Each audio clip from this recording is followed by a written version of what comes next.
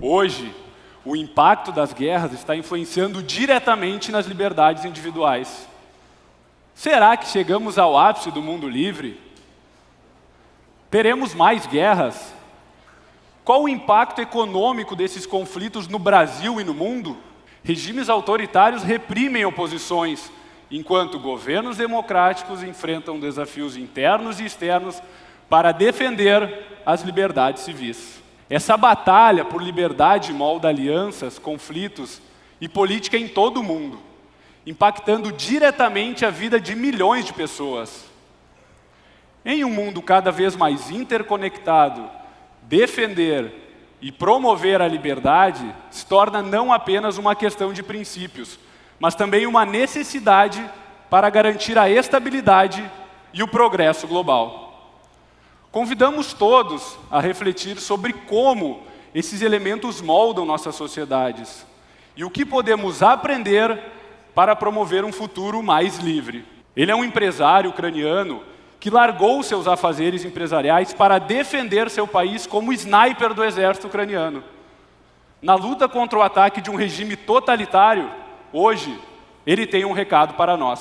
Dear guests, my name is Alexander Nosachenko, and I had the privilege to be invited to speak at this conference today. The reality is that the Russian war of aggression stole the freedom of choice for Ukrainians and thus significantly limited our fundamental rights. Our willingness to be part of the free world is exactly the reason why Russia started such a brutal war against us. But this is absolutely abnormal that in 21st century, one country has brutally invaded a peaceful neighboring sovereign country, breaking all existing international laws, and for over 2 years is destroying entire cities, killing civilian population in massive numbers. The truth is very simple. If the free world, for any reason, stopped sending military aid to Ukraine now, the war wouldn't stop there. The war wouldn't end. Russia's president doesn't want to negotiate. He seeks victory, not negotiation. According to official statements, Brazil is considered to have a neutral position towards Russia's war in Ukraine. But I genuinely believe that it cannot be true. I just wanted to ask people of Brazil to support Ukraine in our fight for freedom, our fight against tyranny, our fight for our lives. Quando me perguntam o que eu estou achando da CNN, com tanto esquerdista, e eu tendo que debater com essas pessoas, eu falo, olha, eu não posso reclamar. Eles falam, pô, Hélio, mas tanto esquerdista? Não, eu quero dizer que eu não posso reclamar mesmo. Como pode, né? As pessoas achavam que a globalização, né, essa era a crença, a globalização, esse comércio, né, isso vai trazer uma certa uniformização da cultura no mundo, um ganha-ganha. Então todos vamos viver nesse comércio e, portanto, vai haver paz, uma cultura que converge e etc. E agora a gente está vendo essas guerras do século XXI. O que ocorre? Por que acontece isso? Acontece que existe algo chamado civilização. E a nossa civilização é a civilização ocidental. Há outras civilizações, e quem viaja bastante sabe disso, que tem outros valores, outra cultura completamente diferente. E estamos agora vendo o ataque ao Ocidente, o ataque à civilização ocidental, o ataque aos valores que nós defendemos. Esse ataque é por dentro e por fora. Por essa filosofia marxista, ou como Maltaz falou aqui, neomarxista, identitária, de divisão de classes, baseado em inveja, em ressentimento, em revanche, contra quem tem mais mérito, contra o outro que é diferente, que precisa ser percebido como opressor, gerando um conflito interno que faz com que a maior parte das pessoas, principalmente da juventude, passe a criticar o nosso sistema ocidental. Não tem orgulho de participar do nosso sistema. Critique, tenha sentimento de culpa, inclusive, culpa passada, culpa presente. E aí essa revolta começa a solapar as bases internas do nosso sistema. Mas agora eu quero falar sobre a invasão por fora. A invasão por fora é também perigosa. Só que hoje a invasão não é mais bélica.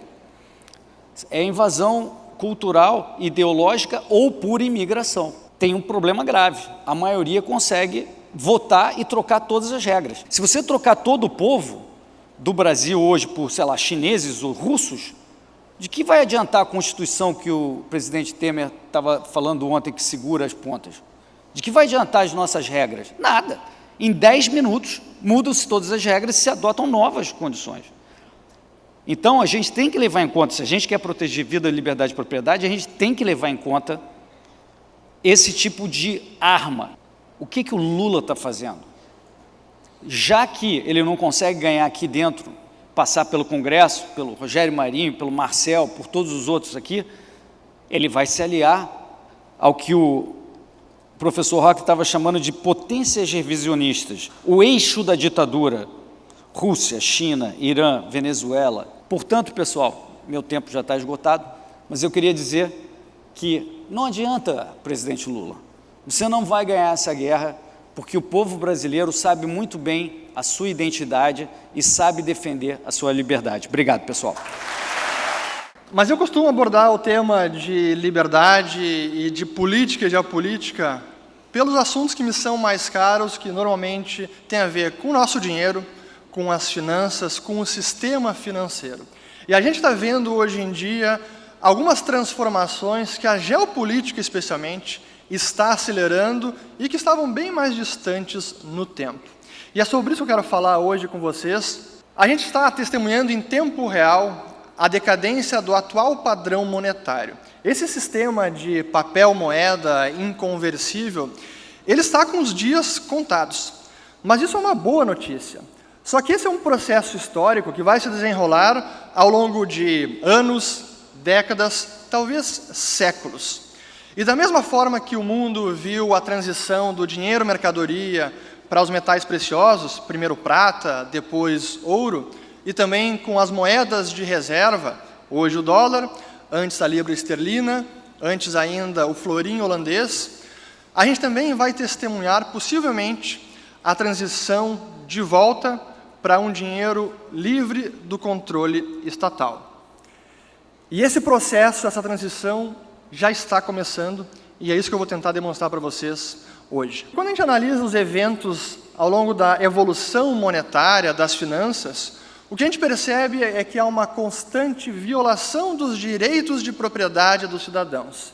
Mas que, felizmente, ao longo da última década, e graças a anos ou décadas de pesquisa em dinheiro eletrônico, em sistemas de computação, em redes distribuídas, finalmente, em 2008, foi anunciado um sistema de dinheiro eletrônico de ponto a ponto chamado Bitcoin, pelo seu até hoje desconhecido autor Satoshi Nakamoto. E eu coloco as duas linhas do tempo paralelamente, porque de fato é o que acontece. Na linha do tempo superior é o dinheiro estatal, onde não há liberdade para inovar, onde os direitos são violados, os direitos dos cidadãos. E na linha de baixo, um sistema paralelo que começa a nascer em 2008, quando foi anunciado, e é um sistema livre e voluntário, a antítese do sistema atual vigente. Mas o que é o Bitcoin? É um sistema que não tem uma autoridade central, é um sistema descentralizado, voluntário, mas em que há uma constante auditoria o tempo inteiro, de forma voluntária, pelos indivíduos. Mas a geopolítica mais recente, que foi falado do professor Roque, o Hélio também, sobre a guerra da Ucrânia, ela está acelerando algumas mudanças também no sistema monetário atual. Porque depois que a Rússia invadiu a Ucrânia, os países ocidentais tomaram medidas que já eram até esperadas, de sanções financeiras, mas algumas inéditas. E eu não estou entrando no juízo de valor se isso é correto ou não. A minha análise é entender como isso vai repercutir no nosso sistema financeiro. Quando o Banco Central americano, o governo americano e países da OTAN, do Ocidente, congelam reservas, internacionais que são de titularidade da Rússia, isso envia um sinal para todos os demais países que, opa, aquele ativo livre de risco, Tesouro Americano, não é tão livre de risco assim, porque o Fed pode, na hora que quiser, confiscar, tecnicamente esse poder está lá, ele pode confiscar esse ativo que eu achei que pertencia a mim, mas na verdade não pertence tanto. Então, o que aconteceu na guerra na Ucrânia fez vários países iniciar um processo de diversificação das suas reservas internacionais. Proíbem os seus cidadãos de usar o Bitcoin, porque eles sabem de como seria uma arma, e é uma arma contra a intrusão governamental, contra a opressão financeira. Então, eu já queria encerrar, apenas mostrar mais 2 slides ilustrativos. A gente discutiu muito aqui hoje sobre limitação do governo, defesa das liberdades individuais, defesa da liberdade de expressão. Quando os americanos, os pais fundadores, imaginaram um novo país, essa ideia de limitação do governo, limitação do poder governamental, era central nos seus textos fundadores. E uma das ferramentas fundamentais para limitar o poder estatal é justamente uma moeda livre. Porque o poder de imprimir dinheiro é um poder gigante demais que ninguém poderia ter. É por meio da impressão de dinheiro que guerras são financiadas, que a hipertrofia do Estado é financiada, e quando se remove essa prerrogativa, é aí que a gente pode ter uma sociedade mais livre. E o Bitcoin representa esse ideal que o Hayek descreveu muito bem, de liberdade monetária, porque é uma sociedade livre e a liberdade de expressão depende de um sistema financeiro livre, depende de uma moeda livre. A gente viu o que aconteceu aqui no Brasil, não preciso repetir, já foram citados vários casos de blogueiros no Twitter, youtubers que foram cerceados, e uma das ferramentas foi justamente a arma financeira. Mas aconteceu também no Canadá. A China é muito mais poderosa do que era a União Soviética na década de 80, que era um império em ruínas, na verdade, como a gente já sabia, e o Mises apontou desde a década de 20 que aquilo ia dar errado. A China, ao contrário, está voltando, por força até da sua população, e por força da adoção do capitalismo, a um nível de potência econômica incrível.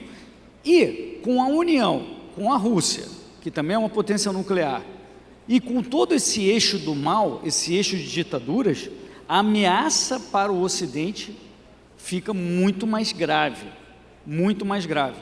E é por isso que o Ocidente precisa entender que os seus valores não podem ser perdidos internamente. A gente precisa entender que o que permite que a gente ainda tenha um grau de liberdade razoável é a competição entre os países, entre as jurisdições.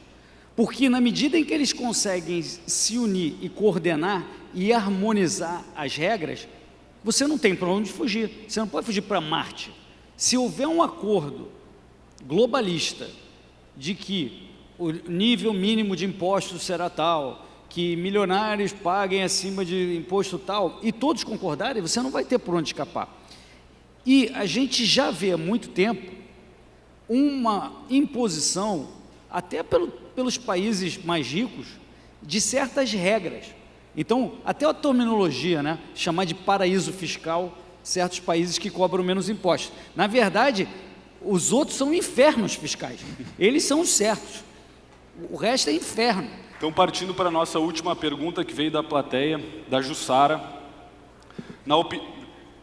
tanto para ele como para o Fernando. Na opinião de vocês, qual seria o gatilho para retomarmos nossa consciência como sociedade no Brasil e sermos promotores da liberdade novamente? Só pergunta fácil. Eventos como esse, sem dúvida que segue sendo fundamental para manter acesa a chama da liberdade, que a gente defenda esse princípio cada vez mais e com propriedade, com fundamentos. Então, como dizia Mises, há tanto tempo a gente repete ad nauseam a mesma frase, é o poder das ideias. Concordo 100%, Fernando. Eu diria que hoje a gente tem ainda um passo adicional a dar. O Brasil está com medo de falar. As pessoas importantes, os empresários estão com medo de falar. Os influenciadores estão com medo de falar. Por quê? Porque vão ser perseguidos, porque vão ser punidos, porque vão ser colocados na prisão. Isso aqui é que nem um vale de Gaut. A gente está falando aqui e aqui não dá consequência. O que eles vão fazer? Prender todo mundo aqui? Mas o que eles fazem é, se alguém se destaca e fala sozinho, nós vamos pegar ele de exemplo, para calar todo mundo e ficar na espiral do silêncio. Então, como é que a gente se protege disso? Vencendo o medo, falando, todo mundo junto, porque nós somos muito mais numerosos, ele não tem como prender todo mundo. A gente precisa defender esse país, pessoal, a gente precisa se pronunciar.